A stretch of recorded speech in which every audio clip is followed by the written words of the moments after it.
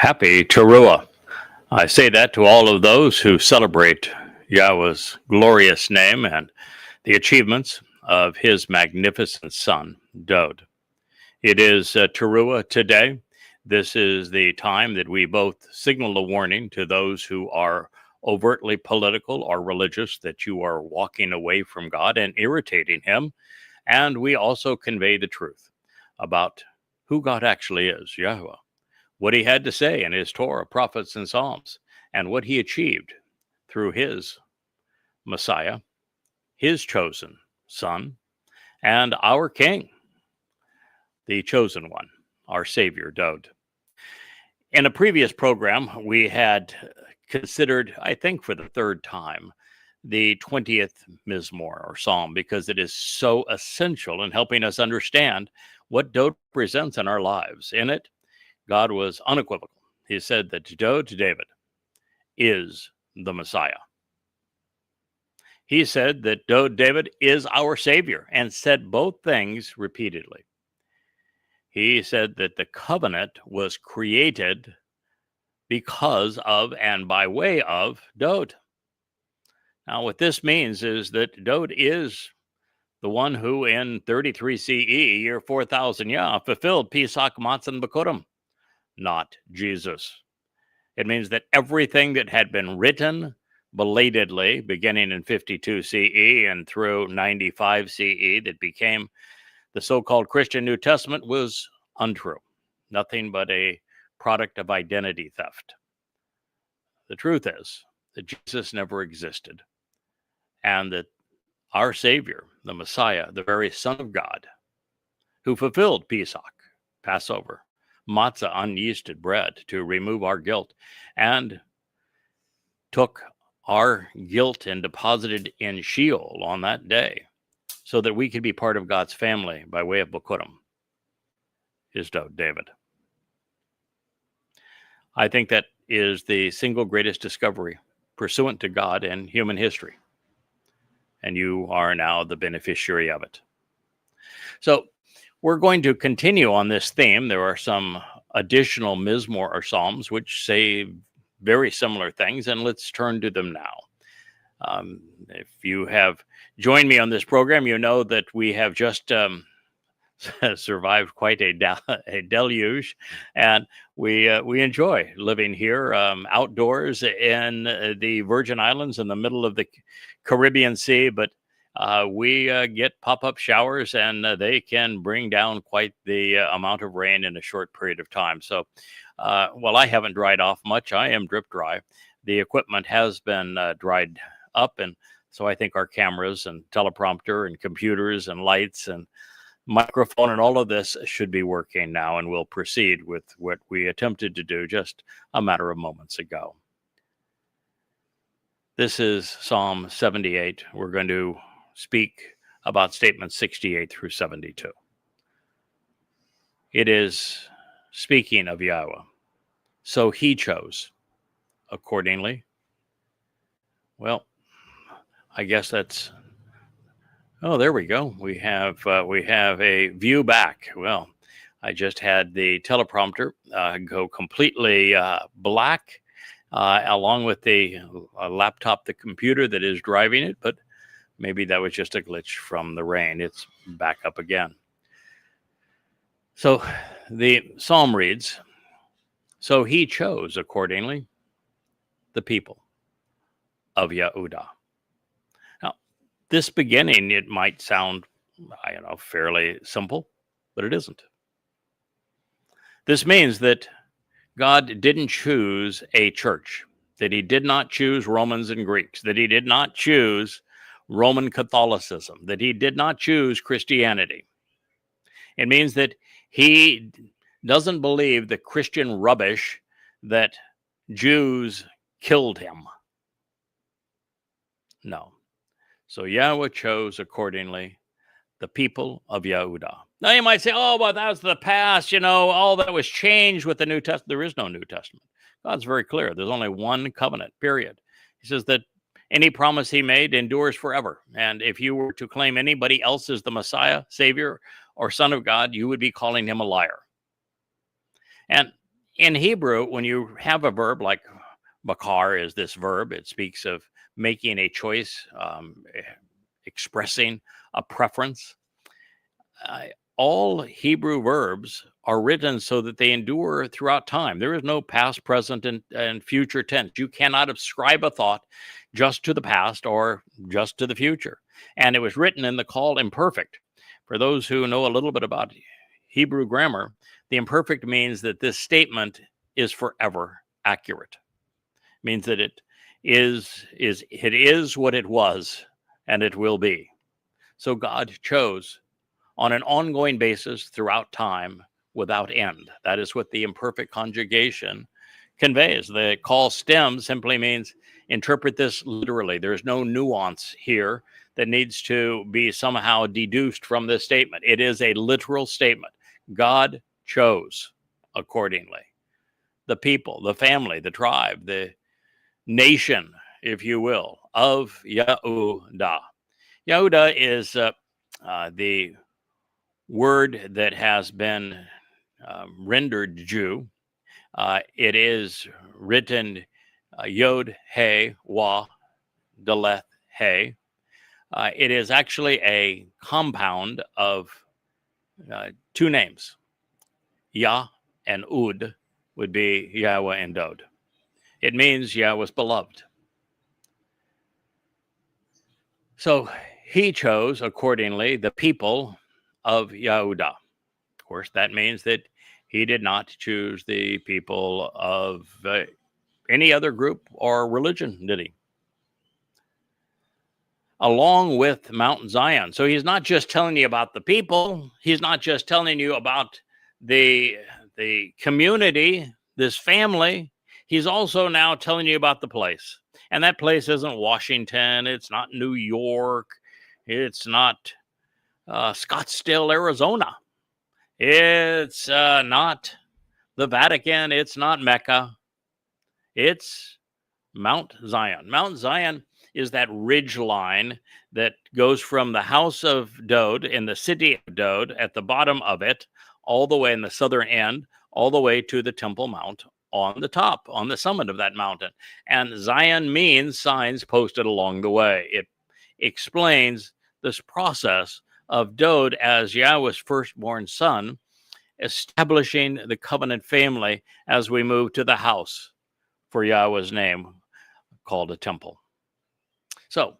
So he chose accordingly the people of Yahudah along with Mount Zion, these signs posted along the way, which for the benefit of the relationship, this is from Asher, which to reveal the correct path to get the most out of life, he loves. Ahab. He adores and desires, choosing to enjoy a close, personal, and affectionate association. Because of the way that Hebrew is written, love, God's love for his people continues. So this idea that is so essential to Christianity, that the Christian church and Gentiles were able to rob all of the promises God made to his people, Yahud, and his set-apart place, Yahudah, on Mount Moriah, Zion, and gave them to somebody else is an absolute lie. The basis of Christianity, which is to rob Jews of their inheritance, to rob them of their Messiah, their God, their inheritance, is an outright lie. God continues to love Yahud. He has chosen Yahud. Those are his people. This is his place. If you don't like it, tough, then my suggestion would be to create an entirely different religion based upon the man-God nature of Dionysus. You can keep your Dionysian God, and you can keep Jesus Christ as a name. Bears no association of any kind with Yahweh. Just go away. Don't pretend that there's some mention of your Jesus Christ in the Torah, prophets, and Psalms, because there is none. There's not a single prophecy that points to him, not one. Every prophecy that speaks of a coming Messiah, every prophecy that speaks of the coming King, every prophecy that speaks of our salvation are always named on behalf of Dowd. No exceptions. So just go away. Have your little pretend religion out there with the rest of the Greek pagans and the Babylonians and the Romans. And who cares? Just don't claim anything associated with the God of the Torah, prophets, and Psalms. Now, favoring the house of Dowd, Yahweh prefers Yehudah. He loves Zion and the Mashiach's people and place, which is the very city that Dowd himself established. It's called the city of Dowd. Now, as such, there is no home for the notion of replacement theology, which is the basis of the Christian New Testament and the religion. There's no place for a Vatican in Rome. There is no love for the Haredi sect, which emerged from the Ukraine either. It continues. He will reestablish and build, Bana. He will restore the family name while simultaneously lifting up his set-apart place, akin to the land which he created for her long ago, for an enduring future purpose. Mizmor 78:69. God is doubling and tripling down. Yahud are his people. Not Goyim, not a church, not Greeks, not Romans. Yahud are his people. The ridge line that goes from the city of Dowd up to the Temple Mount is where he has presented the signs that show the way. It is this place and these people that he establishes enduring love. And that it is here that he is going to reestablish and build while lifting up this special, set-apart place, this home for his name, akin to the land which he created for her long ago, for an enduring future purpose. If you think that by doing what the United Nations is resuming in their discussions now about establishing a Fakistinian state carved out of the heart of Israel, you have become an enemy of God. If that is your intent, to establish a state of Islamic terror in the land that Yahweh gave to his people, Yahud, then you have become an enemy of God. And for such people, there is a place. It's called Sheol, known commonly as hell. The land of Yahudah, the people known as Yahud, were chosen by Yahweh. He loves them, and he has committed himself to reestablishing them in the very place that he created for them as for an enduring future purpose. So everything which is important to God happens to be set apart, thus separated and distinct from the common and ordinary things of humankind, distinct from man's ways, man's society, culture, civilizations, religion, and politics. And anything, I should say, there's nothing more common among men than religion. Second only to that would be government, and politics, and militarism, all of which are typically intertwined. God is distinct and separated from these things. Fact is, he hates religion and politics.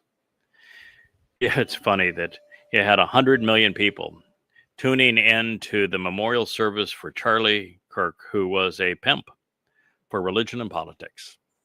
It was his gig.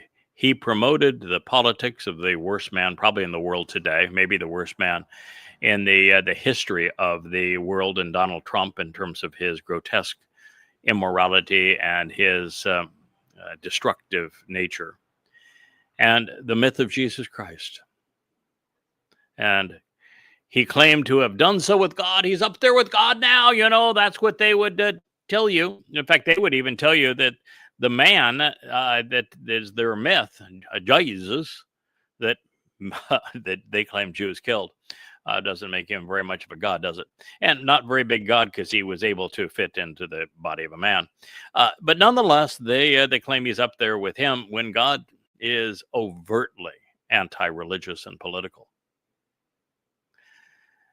And anybody who was speaking in an anti-Semitic way is no friend of Yahowah.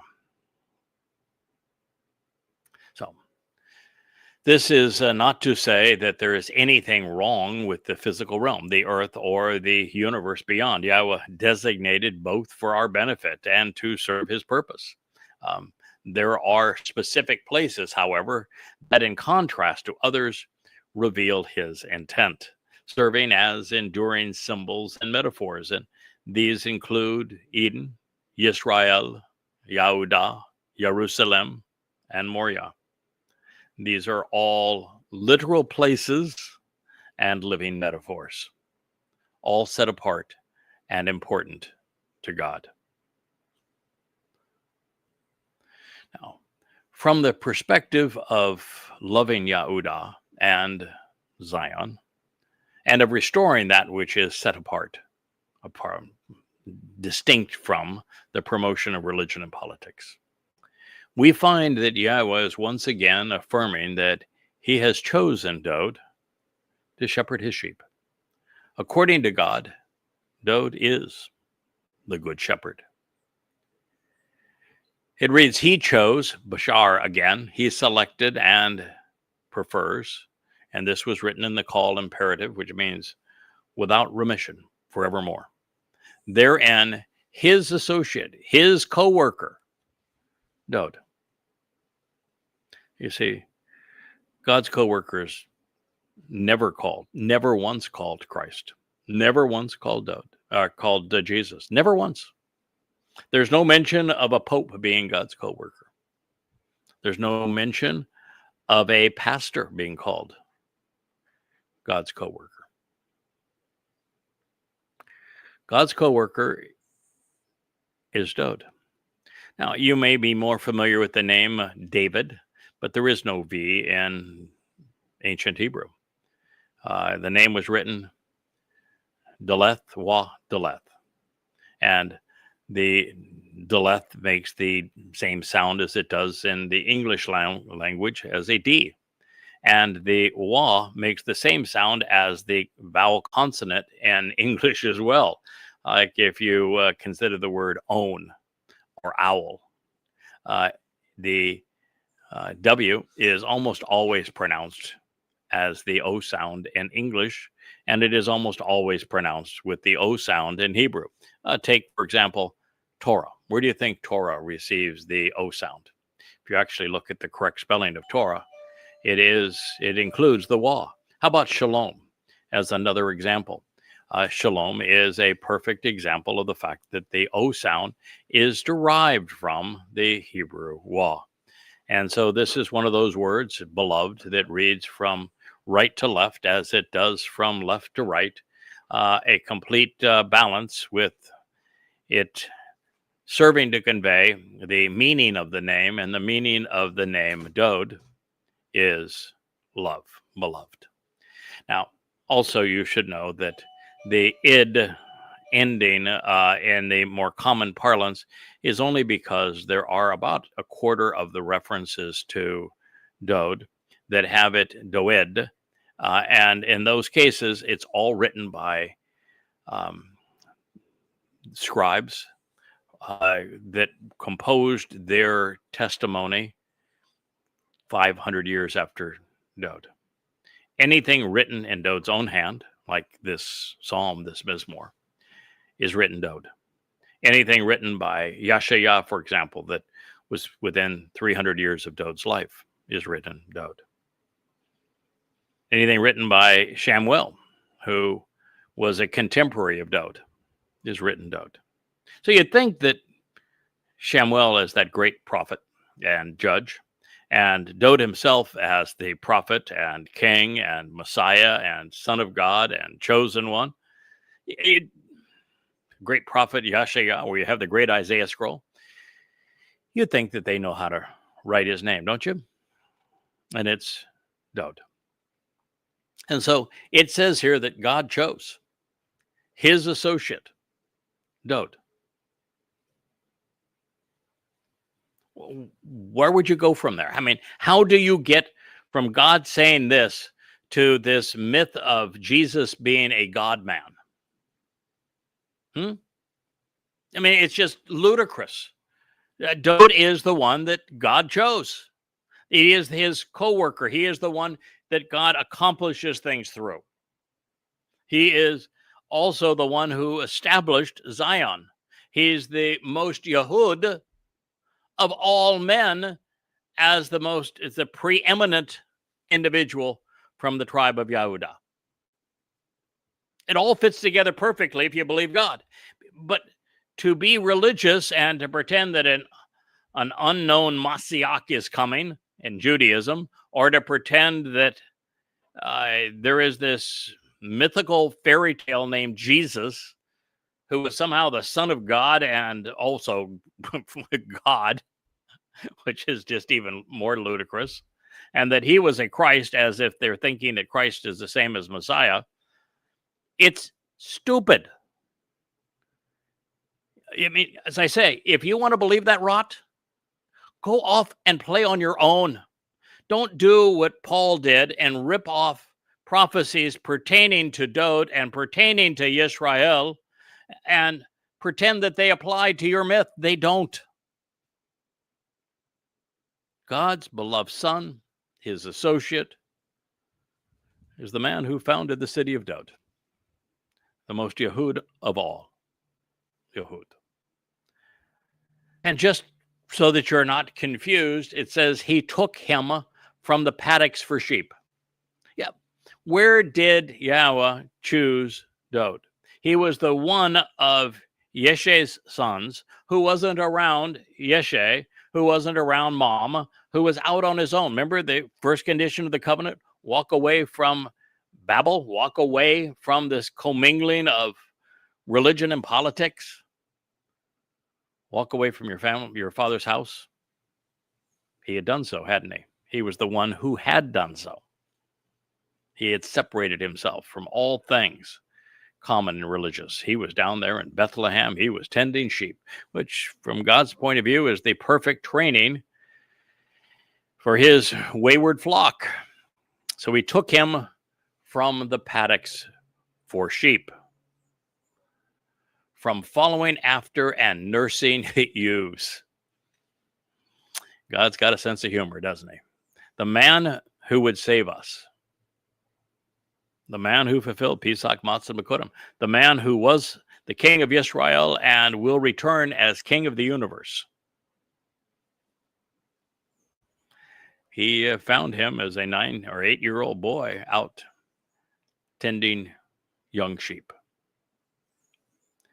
And it says he brought him out for a time and will return him, engaging with him. And this is Bo Hula. He will have him come such that he arrives, approaching to be included and in association as a shepherd among Jacob, among the man whose name means I grabbed the heel, commonly transliterated Jacob, but it's from a yod, which gives it a first person perspective as I, a kab, which means to receive the reward or suffer the consequence of circumventing or overreaching, digging in one's heels. So among Jacob. Now remember, God just said that this choice and this love is forever with Yahud. Now he is re-emphasizing this because Jacob is synonymous with Yisrael. So it's not just for the tribe of Yahud, it is for all Yisrael, his people. And just to double down in case you're not very bright, not paying attention, with Yisrael. Yisrael is those who engage and endure with God. Yish, Sarah, El, those who are liberated and empowered by the Almighty as his inheritance. So Dod is inheriting Yisrael. And that means that when Dod returns as king, Yisrael is his. Not only the land of Yisrael, because he's going to inherit the entire universe, but the surviving mortal remnant of Yisrael. And in this case, Yisrael defines those who engage and endure with God, and Jacob is synonymous with the covenant that God created with his people. That is his inheritance. 78, 71. Now, the words are abundantly clear. Everything that God has to say about what he's going to achieve with his people, Yahud, them in the plural, Yisraelites, through Dod, David, in Yahudah, is always clear. That Dod is the co-worker that he dearly loves, that he has chosen to accomplish this, and that Dod is the ultimate shepherd for his people. And that God is equating Yisrael to his flock, which Dod is inheriting. There is no room here for the religious corruptions of Judaism, Christianity, or Islam. And it's matter of fact. So the words are abundantly clear. The shepherd Yahweh chose to guide those who were descendants of Jacob is Dod. Israel is his inheritance. He's king. And now for Dod's sake, one can only hope that they are vastly improved over the variant that Moshe endured during the Exodus, because that variant Moshe quit on. Moshe said, God, I want you to kill me because these people are impossible. They revolted against Moshe multiple times, tried to kill him. God couldn't even talk to them. God tried. They told God to shut up and go away. So the only reason that it's going to be an improved lot is twofold. One is that you're not going to make it into this time when Dod returns and be covenant without having benefited from Dod's sacrifice of Pesach, Matzah, and Bakurim, and therefore you're going to be grateful to Dod for having done so, or you wouldn't be there. And second, those who are entering the millennial kingdom during the Shabat of Sukkah will all have watched Dod come back as brilliant as the sun with his father Yahweh, and they will be purged of all religiosity and politics by the sacrifice of the Adamah Parah. So they will be exceedingly grateful. As a matter of fact, in Zechariah 12, it says specifically that when Yahweh returns with the one associated with the one whom they had pierced, they're going to mourn, literally cry for the firstborn because of how they have treated Dod up to this point. So in this regard, we want to keep three things in mind. First, God's view is that the experience, the aptitude, the attitude of a shepherd is the ideal profession to prepare a man to lead the chosen people. My wife was a shepherd. Dod was a shepherd. Moshe was a shepherd. And so God views that as an ideal profession if you're going to herd the sheep. This may be why he chose to write a God and, or I should say, should write the title God as a Ain, an Aleph, I should say, an Aleph followed by a Lamed, and the title Father as an Aleph followed by a Be'eth. And let's just talk about that for a moment in the original pictographs that formed Hebrew. The Aleph is a ram, the leader of the flock. And it appears both in the title El God and in the title Ab Father. The second letter in God, El, is a shepherd's staff, the Lamed. And the second letter in the home for that ram in Father is a Be'eth home. Be'eth is also the root of Bereth, which is covenant family. So the two titles that Yahweh prefers the most both speak of being the lead ram in the flock, using a graphic depiction of a ram's head with the aleph and that of either the shepherd's staff or the home for the sheep. Now, second, Dode was the first and foremost shepherd in God's family. There's no one who was more famous as a shepherd. The 23rd Mizmor or Psalm is a beautiful ode to a shepherd speaking of his father as the ultimate shepherd. They shared that in common. They viewed the wayward children of Israel as a flock, as sheep. And that was what Dode was doing when he was called by Yahweh to protect his people. Thereafter, he became Messiah and King. Now, third, Dode was also the Lamb of God, the ultimate sheep within the flock, huh? And more specifically, he was the Passover lamb. In this role, he served to fulfill the promise that Yahweh had made to Abraham and his son Yishak. Remember when Abraham and Yishak climbed Mount Moriah and they had the wood, they had the fire, and Yishak, his beloved son, kept on saying, "Father, I see the wood, I see the fire. Where's the lamb for the sacrifice?" And Abraham, which means merciful father, Yishak means laughter, play, having fun together, kept on saying Yahweh was going to provide.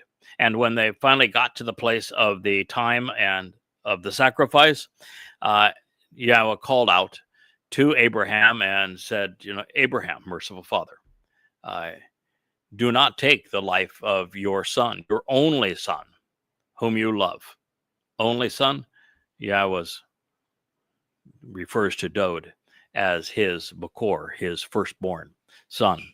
And Dode's name means love. And so Yahweh said, "Don't take the life of your son," because he was going to offer his son as the sacrifice. And you might say, "Oh, come on, God's not going to offer his son Dode as the sacrifice." Yes, Dode volunteered, and God agreed with him. Dode figured out by reading the story, just as I've shared with you that story.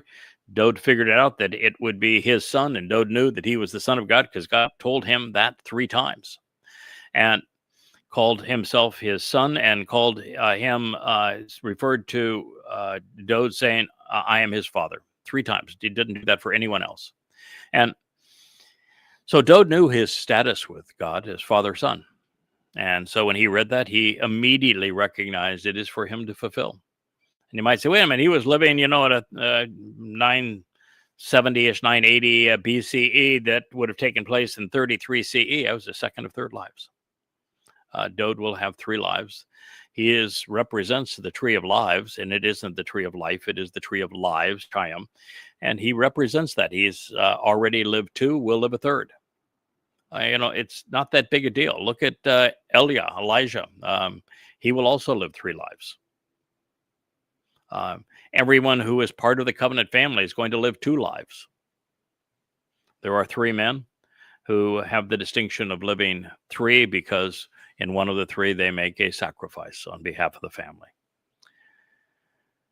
And so it says here, and so he will continually lead them, nurturing and protecting the flock.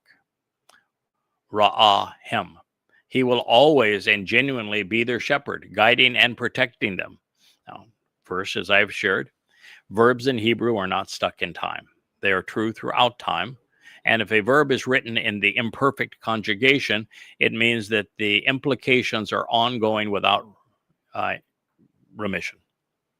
So it says that Dode, who has been named as the shepherd, will continually lead and nurture and protect the flock forevermore. With integrity, because of his astute ability to exercise good judgment. Katom lebaba hu. And some you say, well, that doesn't say that. It says something else because it's lebaba, and that means heart. Technically, leb is heart in Hebrew, but when you say heart in English, there's this connotation of emotions, of the seat of emotions. It's not what it means in Hebrew. The liver and the kidneys were, particularly the kidneys, were the seat of emotion in Hebrew. The seat of judgment, of making sound and wise judgment, tom labab, happened to be the heart. So he was a man of integrity, is a man of integrity. He's astute. He has the ability to exercise good judgment. And therefore, that is how he will lead them, with his capable hand, with insight and understanding. Tabuna, kaf, hu. Kaf is the palm of an open hand. Hu in Hebrew means his. So it is his open hand that grasp hold of, whether it's the shepherd's staff or it was the part that was pierced as he suffered crucifixion to fulfill Passover, or that recognition that Dowd is, as Yahweh's co-worker, the very right hand of God. So it is with his capable hand, with insight and understanding, intelligently showing the tremendous mental attitude and aptitude, tabuna, with a wise and capable hand, skillfully applying logic and reasoning while offering instruction. It is derived from ben, to be perceptive and discerning, to comprehend by making reasonable and rational connections between things, by being intelligent, discriminating between right and wrong, good and bad. Ms. Moore lyrics to sing. Psalm 78, 72. That's a wonderful metaphor, is it not? Revealing why Yahweh chose Dowd to serve his people. Shepherds are nurturing, they are protective leaders, and this one had integrity. He had good judgment. But beyond this, Dowd is presented and projected here as the kaf, the open hand of Yah. And the principal attribute he brought to this relationship, making him the ideal partner in the family enterprise, is intelligence. He was a man with robust mental acuity. You know, Dowd is known for his love, but he should be trusted for his logic.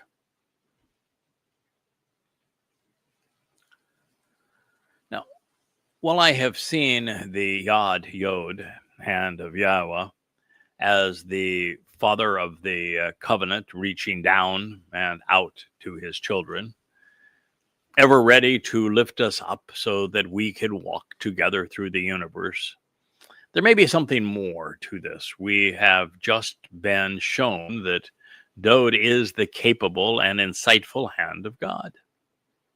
And this wasn't the first, nor will it be the last time that Yahweh will use this profoundly important metaphor, and he will shade it in many different ways in conjunction with his chosen and beloved son, interchangeably using yamin, right hand, and kaf, open palm of a hand, with regard to Dowd. So indeed, evidently and rationally, it is unwise to ignore any of these declarations from the Word of God. Yahweh has consistently revealed that the third coming of Dowd is as the Son of God, as Yahweh's Messiah, as King, as God's right hand and the shepherd of his people. And yet, this is so debilitating for Christians, so catastrophic for Muslims, and career-ending for rabbis. I think we should remain on this trail a while longer.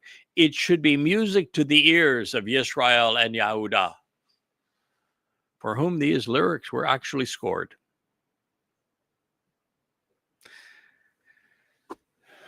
Now, this next statement is from another of Yahweh's prophets. It even speaks of Yahusha and of his integrity. his mentions even his trashy religious associates, and then concludes using a metaphor of shamak, branch, a concept so important that I devoted an entire chapter of the observation series to it. Dode is the branch, the shamak of the tree of lives. So this reads, and it is from the magnificent future portrait established by Zechariah, who was likely the second to the last prophet. He could have been the third, depending on whether Yoel came right before him or right after him, with Malachi being the last. Please listen, Yahusha, as the high priest, you and your loud-mouthed associates, including those who have inhabited this office before you, are individually symbolic, because indeed, behold, myself, I will return and bring my co-worker, the branch. Zechariah, remember Yahweh, Zechariah 3:8. You know, later in Zechariah, when he talks about coming with his beloved son, whom we have pierced, or the person who was pierced, who wrote 2 psalms about it in first person, is David. He explained the piercing nature of Roman crucifixion 1,000 years before he endured it. And you find Yahweh using the shamak symbolism associated, and title really is associated with Dode, probably more than any other title for Dode. And it's because Dode represents the tree of lives. And so God is saying here, he's going to return and bring his co-worker. We've already been told his co-worker is David, and he's going to bring his co-worker, who is the branch, and the only person that is called the branch, the mighty shamak of the tree of lives, throughout the Torah, prophets, and Psalms, is David. So listen, that means that Yosha ain't the guy. And this also means that since Yosha at that moment, and this is the Yosha is representing the clown that was during that period after the Babylonian captivity, where they were able to go back to the land, and the Babylonian king was funding some of this. You had Cyrus offering to do this, and the cast of characters were really under Cyrus. And during that time, there's really nothing that Yosha does or says that is of any value. And he is now being associated here with Ra. And Ra is loudmouth associates, worrisome and wicked companions, undesirable countrymen, people of ill repute. Now, if Yosha is being replaced, he's not qualified, because God says, I'm not coming back with Yosha, which would be the only name that you could ever possibly ascribe to a Jesus. And you say, well, maybe it was Jesus, Ayusun was somehow a corruption of Yosha. But, well, that is a huge stretch. And if it were so, somebody should have written about it in any one of these books, if you're supposed to believe that is so, and no one ever mentioned it. So guess what? It ain't so. But this says God's not returning with Yosha. He's not returning with somebody who would be noted as a high priest. He is not coming back with any of these loudmouth associates, of people of ill repute. He's not going to include anybody who was part of that office previously. But behold, God said, I myself will bring my co-worker, Dode, the branch, Dode. Powerful, isn't it? For those who are anticipating the second coming of Jesus, I just told you that the high priest, Yosha, as well as his compatriots, that, well, he was going to come with his co-worker, who is the shamak, the branch. And when he returns with the branch, that means he's returning with Dode. Now, how's that for a wondrous sign, especially if you are Yehudah or Yisrael? He's coming back with your guy, our guy, Dode, the former king, the returning king. Now, while it has become a fool's folly, should there still be some who remain in denial, with this statement, Yahowah has once again completely eliminated any possibility that the mystical misnomer, this fairy tale, Jesus, ever existed, or much less is returning.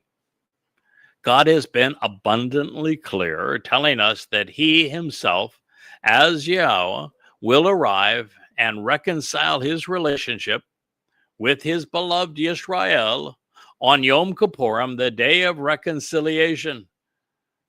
And it's happening with Dode. Well, God has made his point. Like everything he reveals, the truth is so vastly different than what we have been beguiled into believing. When dealing with the death of one of the world's most debilitating myths, the second coming of Jesus, we have affirmation after confirmation that it's just not so. So here's a different prophet for yet another perspective on the same declaration. And this time it is not, if it's not already abundantly obvious to you, let's go back at it. For those who may have protested under their breath a moment ago, suggesting that the misnomer Jesus was also a branch, no reference to a Jesus being a branch, but many relative to Dode. So you may want to dine on this bouquet of divine metaphors here a moment longer. It says, woe. That's not a good thing. When God says woe, you better pay attention. Consider this warning and let it garner your undivided attention. To the shepherds, to those who tend to, care for, and feed, who shear the flock, who have led astray and destroyed, causing irreparable harm, abad, who have ruined by misleading, causing many to die, perishing such that they cease to exist, and whose actions have caused things of great value to be squandered, like souls, and have wasted them. We're talking about rabbis, pastors, and priests, the religious, who have led God's people and their people astray, because they have scattered the flock. They have chaotically displaced, attacking, dashing, and dispersing the flock from, God says, from my shepherd and from my nurturing, from my guidance, leadership, protection, and company, from my, which is to consider the purpose of ra'ah, pasturing, grazing, guiding, feeding, associating with, befriending, teaching, leading, and shepherding the flock of sheep. Prophetically declares Yahowah. So this is a statement in Yirmiyah 23:1 that God is saying, I am upset with you, those who claim to be shepherds, whether they be political or religious leaders. I am upset with you for misleading my flock.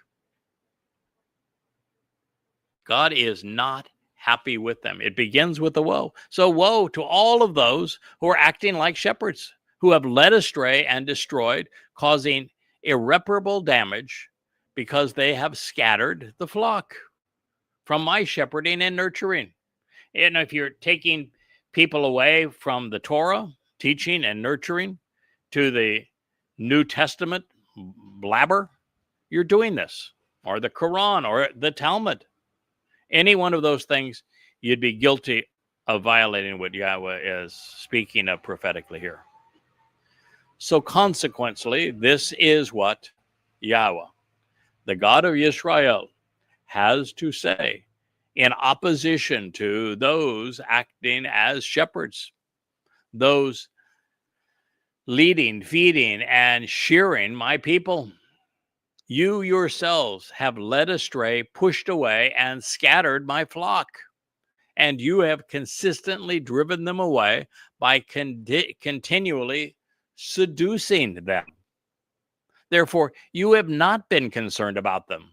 So behold, I myself will hold you accountable, and I will reckon this against you because of the willful misconduct and unethical nature of your foolish deeds and wanton abuses, prophetically declares Yahweh.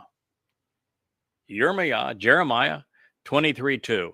And with that, if you are a political leader, a military leader, or a religious leader, you are in serious, serious trouble. First of all, do you ever see the name Yahweh in the Christian New Testament? If you don't find Yahweh's name, whoever is writing does not speak for God. Every time someone speaks for God, they use Yahweh's name. Invariably. All the time, 100% of the time, without exception. Which means that Yahweh did not inspire and does not have anything to do with the Babylonian Talmud that is the basis of Judaism. Never mentioned in the Talmud. God had nothing to do with the Christian New Testament. God had nothing to do with the Quran. His name is Yahweh. If you don't know his name, you do not know him. If you don't speak in his name, you're not speaking for him. So consequently, this is what Yahweh, the God of Israel needs to be understood. It is a compound of individuals who Sarah strive and contend with, or engage and endure with. God has to say. How would you read what God has to say? Yahweh spoke through his prophets in the Torah, Nabi, Wamizmor. In opposition to those acting as shepherds, God is opposed to politics and to religion. And so somebody who is acting as if they were a shepherd and is saying things that are contrary to what God revealed in the Torah, prophets, and Psalms, they are guilty of this. And God is saying, I'm going to judge them accordingly. So folks like Candace Owens, Tucker Carlson, or Charlie Kirk while he was alive, who claimed to be leading, feeding God's people. He said, no, you've led them astray. You have pushed them away. You have scattered them. You have displaced them. You've attacked them. You've dashed them. And I don't appreciate what you've done to separate me from my flock. Because you have consistently driven them away by continually seducing them. You have compelled and enticed them, leading them astray. You have lured and drawn them away, preying upon them. You've exerted enormous pressure and thereby thrust them aside, exiling and banishing them. And you have made them outcasts, causing them to be cast down. In particular, God is condemning the rabbis for driving Jews away from Yahweh. There isn't 1 in a million Jews now that recognizes that Yahweh is God's name, and that Dod is his beloved son, the Messiah, and our Savior, as well as the returning King. And that is all the fault of the rabbis, because God said it as clearly as words allow, and they're the ones who wrote over and spoke over and shouted over Yahweh. God's going to hold everything they have done against them. Therefore, you have not been concerned about them. So, all these cleric types, oh, we're taking care of the people. We're doing this for the country. We're doing this for God. No, you're not. All you care about is yourselves.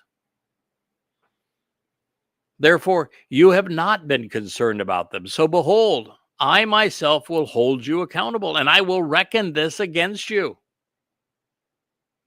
Pakad al atem. I will consider what you have done, and I will take it into account, and I will take inventory of this opposition, retaining a record regarding you and holding you, even summoning you to punish you as a result of this. God doesn't care if you are misled. Sorry, but your soul just simply ceases to exist at the end of your mortal life. No reward, no punishment. But if you are among those who mislead, as the societal influencers do, promoting politics and religion today, or the rabbis do in Israel, if you are one who misleads, God's going to hold you accountable, and there is going to be a consequence, and that consequence is Sheol. He says, I'm going to hold it against you because of the willful misconduct and unethical nature, the roah, the harmful effect, the displeasing and injurious result, this corrupting and perverting, which is evil and improper, of your foolish deeds and your wanton abuses.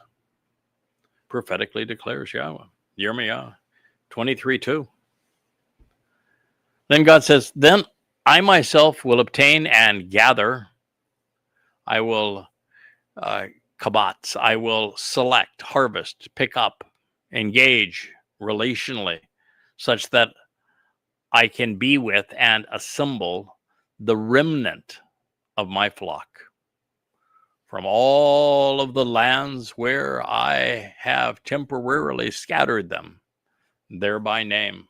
Before we go on, this has not yet happened. This happens to be a discussion of what is going to happen 8 years from now. God in Zechariah, which is the passage that we're reading now, Jeremiah 23. We just got out of Zechariah. In Zechariah, Yahweh says explicitly that he is going to have 4 chariots, and 3 of the 4 are going to be picking up people from around the world. And so this idea of God picking up his people from around the world and bringing them back to Jerusalem to benefit from the sacrifice of the Adamah Parah is well established in God's testimony. So he himself, this is not a situation that has happened, because you might say, oh, well, they came back to the land in 1948. God didn't bring them back to the land. They were brought back to the land by as a result of what they had endured during the Holocaust, and when the League of Nations was replaced by the United Nations. This was an early order of business, 1948, the establishment of Israel. So that's how that happened. And when that happened, there wasn't a single Jew that was speaking on behalf of Yahweh that thanked Yahweh for bringing them back. There's no mention of Yahweh. So this is something that is future. It's going to happen 8 years from now, between the 23rd and the 24th of September of 2033. Then I myself will obtain and I will gather them. He's going to do so in those chariots that are spoken of in Zechariah. And I'm going to bring the remnant. This is at this point, 2 out of every 3 Jews will die over the next 8 years during this time of trouble. I'm going to bring the remnant, the rest, the remainder of the descendants, even the residue of what is left of my flock, from all of the lands where I have temporarily scattered them there by name, as Yahud, as Yisrael. But my desire is to return and to restore them at this time, upon their pasture, abode, and home. Yahweh is bringing this remnant back. They're going to be purged of their inadvertent guilt and religiosity. Those who have been misled will benefit from the sacrifice of the Adamah Parah, the bloody red man of the earth, who is a productive bull, who was sacrificed on this occasion. But those who have been misleading, they will not go forward. They will not be brought back. Their souls will be disposed of. So it is God's desire to return and to restore the children of Israel at this time with this final remnant. And he is going to restore their pasture, their abode, and their home, because he's going to terraform the earth such that all of the pollution that has been has corrupted the earth through religious buildings, political buildings, military equipment and buildings, all is going to be gone. And all of those who are religious, political, and military, they're all going to be gone. And so the earth is going to be terraformed back into the conditions that existed in Eden, the ultimate pasture and abode. And they will be fruitful and flourish. This is from Torah. The means for this to occur is from the Adam of Torah. Every time God speaks of bringing this remnant of his people back, whether it is through the prophet Yeshua, whether it is in the Torah itself, for example, in Numbers 15, anytime God is speaking of this, he wants to speak of this productive bull. Par is bull. Para means that the bull is very productive. And that is how God is reconciling his people so that they are prepared. He's purging them of their inadvertent religiosity and politics at this point. So this remnant can witness Yahweh's return with his co-worker, Dode. And he has been explicit, saying that he is returning with Dode. There should be, Christianity never should have gotten even one convert, because God is so expressive in saying he's going to do all of these things with Dode. Anyway, the person that is offered to make this happen is the Parah, this productive bull.